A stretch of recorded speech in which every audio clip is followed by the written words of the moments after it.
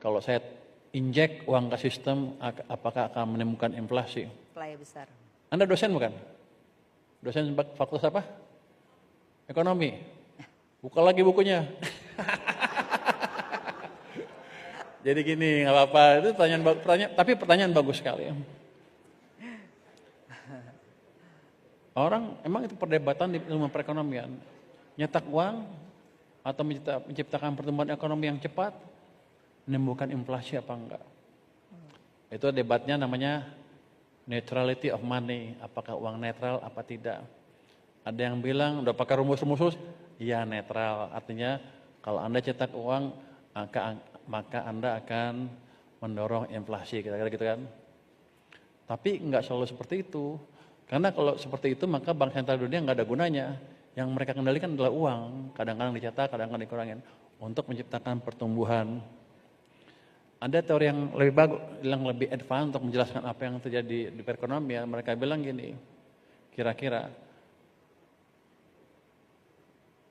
demand full inflation tidak akan terjadi ketika laju pertumbuhan ekonomi Anda berada di bawah laju pertumbuhan ekonomi potensialnya.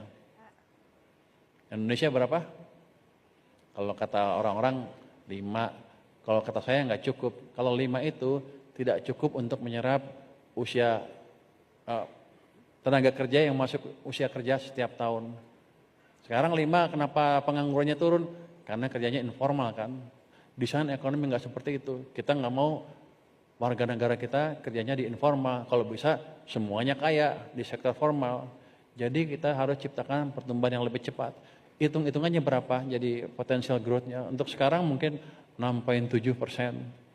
Jadi kita harus tumbuh di situ. Apa tuh? Nilainya 10. Saya nilainya 10 katanya.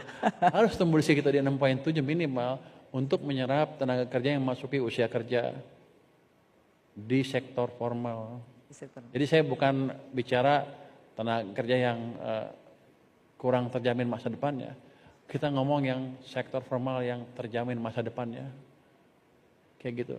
Nanti kalau pertumbuhan ekonomi di atas sana, dalam beberapa tahun baru timbul apa yang disebut demand pull inflation.